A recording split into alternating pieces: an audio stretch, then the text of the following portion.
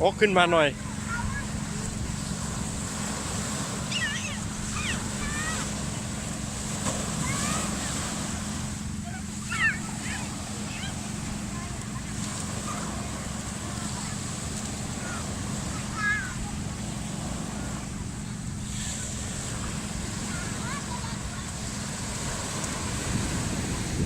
เข้าหน้าเหรอโอ้ยระวังโอ๊กขึ้นมาอีกไปได้ยัง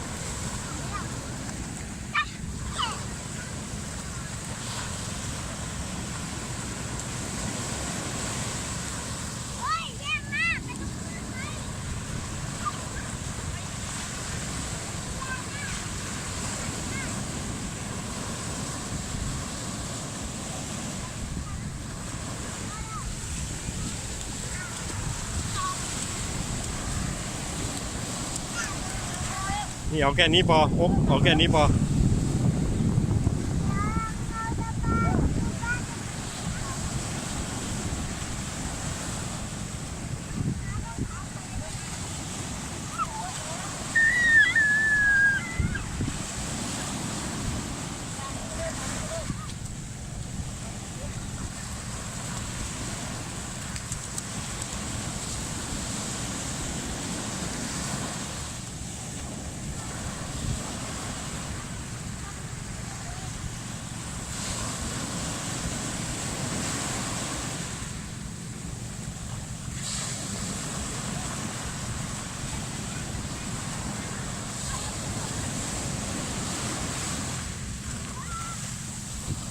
โอ๊กเข้าหน้าเลยมา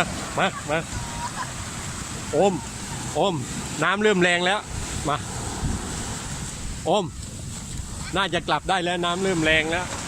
เดี๋ยวมันแรงกว่านี้พอค่ำ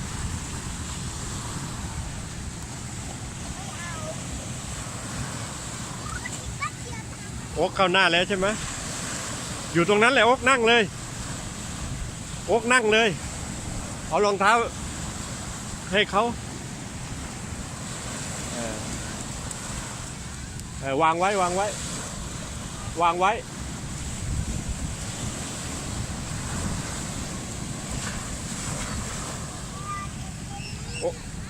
โอ๊กนั่งเลยนั่งตรงนี้แหละ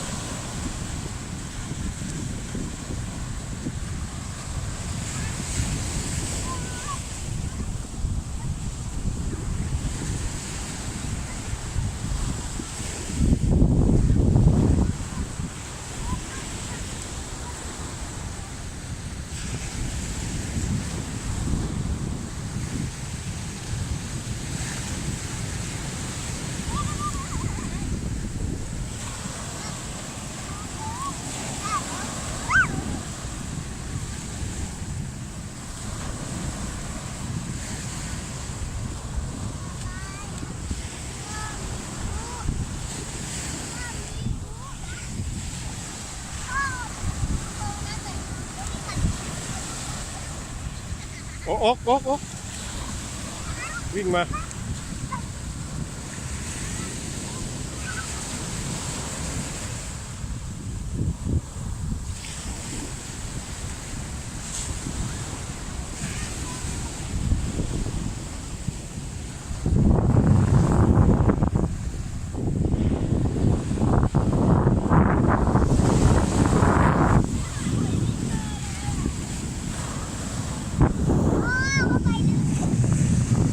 เข้าไป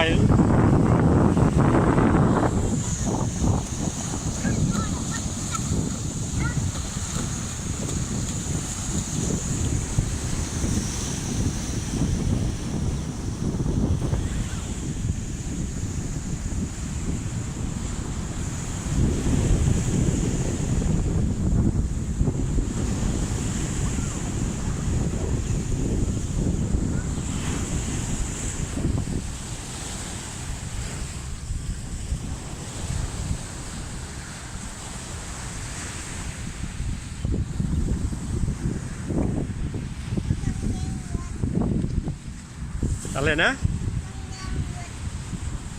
กางเกงยังไงนะกางเกงหลุดเอาเดินไม่ได้กางเกงหลุดโอเคของโอ๊คโอเค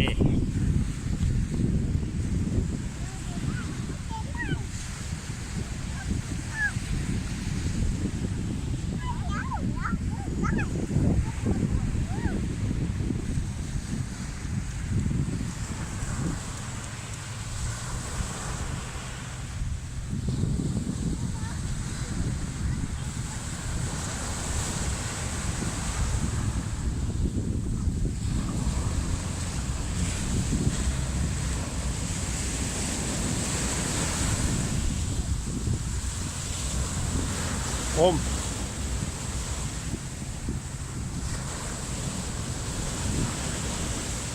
คลื่นเริ่มแรงแล้ว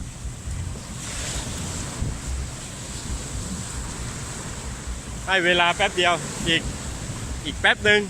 กลับแล้วมืดแล้วด้วย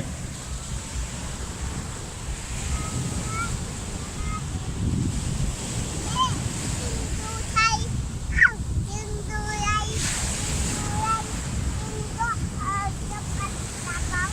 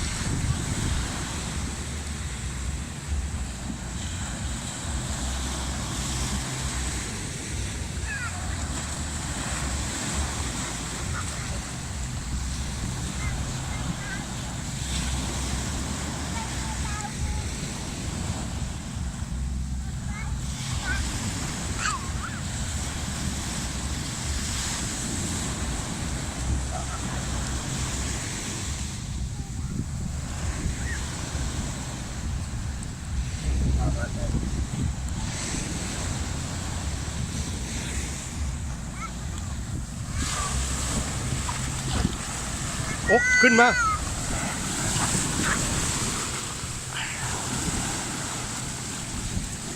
ตรงนี้แหละนั่งตรงนี้ได้ตรงเนี้ยอย่าลงไปลึกนะ